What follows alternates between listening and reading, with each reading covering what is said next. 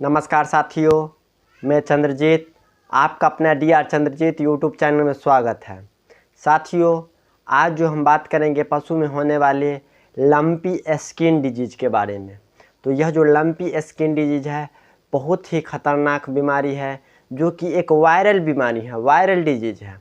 एक मवेशी से दूसरे मवेशी में फैलने वाला बीमारी है, जिसे हम इंग्लिश में कम्युनिकेबल डिजीज़ कहते हैं।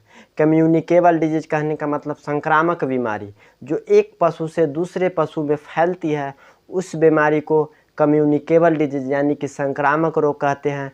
उसी तरह यह जो लंपी स्किन डिजीज़ है, एक पशु से दूसरे पशु में फैलने वाला बीमारी है, इसीलिए इसे जो है कम्युनिकेबल डिजीज़ के श्रेणी में रखा गया है। तो चलिए साथियों, बताते हैं कि यह जो लंपी स्किन डिजीज़ पशु को हो जाए तो अब किस तरह से ट्रीटमेंट करना है और हम कैसे पहचान करेंगे कि पशु को लंपी स्किन डिजीज़ हो गई है। तो सबसे पहला साथियों, जिस पशु को लंपी स्किन डिजीज़ हो जाएगी उसको बुखार आएगी। बुखार आने के बाद क्या होगा कि उसका जो शरीर पर जो है सूजन बन जाएगी, छोटे छोटे गोला के आकार का सूजन बन जाएगी, थल्ला का रूप ले लेगी, और वह जो है थल्ला 1-2 दिन में वह फूट करके घाव का रूप ले लेती है। इसका मेन लक्षण है। और साथ साथ उसको बुखार रहेगी, और बुखार रहने के साथ में क्या होगा कि पशु के आँख और मुंह से पानी आएगी, और मुंह से लार भी आएगी और आँख से भी पानी आएगी, और साथ साथ पशु को जो है दर्द रहेगी, बहुत ज़्यादा दर्द रहेगी। तो आपको समझ लेना है कि पशु को जो है लंपी स्किन डिजीज़ हो गई है। और इसका सबसे पहला जो मेन लक्षण है, इसके शरीर पर फोड़ा फोड़ा आकार का सूजन आ जाएगी, थल्ला जैसे बांध के पूरा शरीर में सूजन आ जाएगी। तो आपको समझ जाना है कि इसको लंपी स्किन डिजीज़ हो गई है। जैसे कि बैकग्राउंड में आप देख रहे हैं, जो पशु का अभी पिक्चर आ रही है सभी को लंपी स्किन डिजीज़ हो गई है। तो चलिए साथियों, अब बताते हैं कि अगर लंपी स्किन डिजीज़ हो जाए तो अब ट्रीटमेंट क्या करना है, कौन सा दवा देना है। तो साथियों, सबसे पहला जो इस बीमारी में आपको इंजेक्शन लेना है वह एंटीबायोटिक लेना है।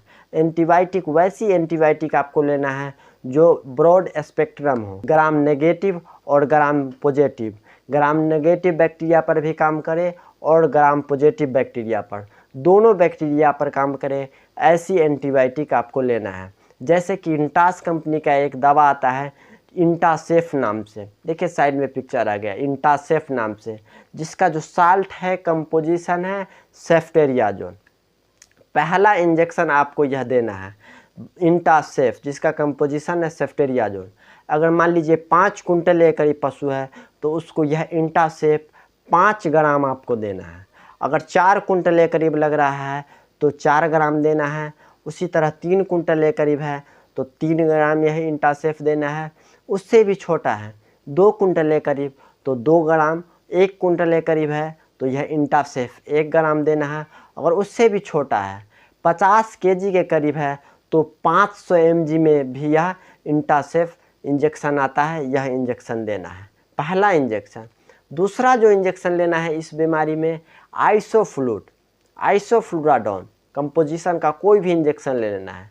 जैसे कि आइसोफ्लूड लेना है, उस अगर 4 क्विंटल के करीब पशु है तो उसको 10 ml देना है, 2 कुंटल के करीब है तो 5 ml, 1 कुंटल के करीब तो 2 से 2.5 ml, अगर उससे भी छोटा है 50 kg करीब तो 1 ml यह इंजेक्शन, दूसरा जो आइसोफ्लूड है यह इंजेक्शन देना है। तीसरा जो इंजेक्शन आपको एक देना है वह देना है CPM। CPM कहने का मतलब आपको एक एविल लगा देना है। जैसे एलेम्बिक कंपनी का जीट आता है, जीट आपको बड़ा जानवर रहेगी 4 कुंटल के करीब तो उसको 20 ml देना है।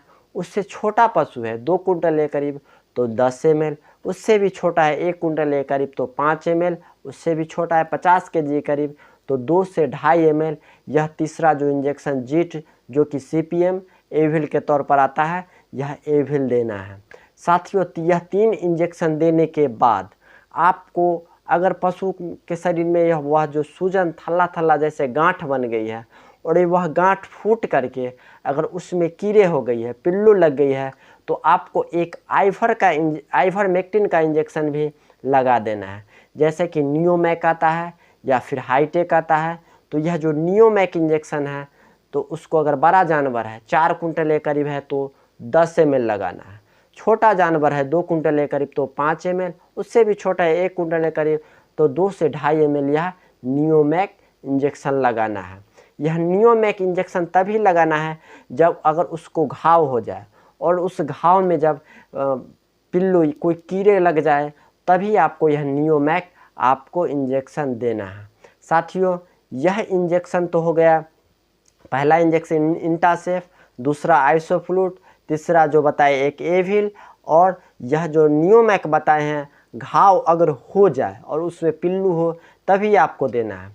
और साथियों, होता क्या है कि इस बीमारी में जो है पशु को फीवर रहती है, बुखार रहती है, तो फीवर के लिए भी आपको एक इंजेक्शन दे देना है। जैसे कि मैनकाइंड कंपनी का जो इंजेक्शन आता है नीमोसलाइट पैरासीटामोल कंपोजिशन का डोलोवेन प्लस जिसका कंपोजिशन है नीमोसलाइट पैरासीटामोल। यह जो इंजेक्शन है अगर बड़ा जानवर रहेगा 4 कुंटल के करीब तो 20 ml दीजिए, उससे भी छोटा है 1 कुंटल के करीब तो 10 ml, उससे छोटा है मान लीजिए 1 कुंटल के करीब है तो 5 ml यह डोलोवेन प्लस जिसका कंपोजिशन नीमोसलाइट पैरासीटामोल है यह इंजेक्शन देना है। और साथियों, यह जो नियोमैक हम आपको बताए हैं यह नियोमैक जो है एससी देना है। एससी कहने का मतलब पशु को चमड़ा में देना है यह नियोमैक। साथियों, यह जो 4 इंजेक्शन बताए हैं यह 4 इंजेक्शन कम से कम आपको अपने पशु को 2 से 3 दिन तक अगर पशु को देते हैं तो वह जो लंपी स्किन डिजीज हो गई है पशु को, जिसके वजह से पशु चारा दाना खाना बंद कर दी है, फीवर हो गई है, आँख से आंसू आ रहा है, साथ साथ पशु के मुंह से लार आ रही है, वह बीमारी से राहत में आ जाएगी। साथियों, कहने का मतलब यह है कि यह जो लंपी स्किन डिजीज है आप सिम्टम के तौर पर इलाज कीजिए। अगर मान लीजिए फीवर आ गया है तो फीवर का इलाज कर दीजिए, शरीर में सूजन आ गया है, फोड़े फोड़े का आकार ले लिया है तो आप सूजन का इलाज कर दीजिए, घाव हो गया है तो घाव का इलाज कर दीजिए। सिम्टम के आधार पर आपको जो है यह बीमारी को इलाज करना है। और यह मान लीजिए लंपी स्किन डिजीज है, इसके लिए कोई स्पेशल दवा नहीं है, आपको इसी जो दवा बताए हैं इसी सब दवा से ट्रीटमेंट करना है। बुखार है तो फीवर के लिए नीमोसलाइट पैरासीटामोल डोलोवेन लगा दीजिए, बुखार है तब, नहीं है तो सूजन है तो सिर्फ सूजन के लिए दवा जो बताए हैं वो आइसोफ्लूट लगाइए। इसी तरह साथियों आपको इस बीमारी में ट्रीटमेंट करना है। और जो हम अभी ट्रीटमेंट बताए हैं 2 दिन आप दीजिएगा तो तीसरा दिन से उसको शरीर पर सूजन जो हो जाएगी वह बिल्कुल ख़त्म हो जाएगी। तो साथियों, यह जो लंपी स्किन डिजीज का इलाज हम आपको बताए हैं यह आपके लिए फ़ायदेमंद रहा या नहीं रहा, नीचे कमेंट बॉक्स में लिख करके ज़रूर बताइए। चैनल को सब्सक्राइब कर लीजिए, अपने दोस्त साथियों के साथ शेयर ज़रूर कीजिए। नमस्कार।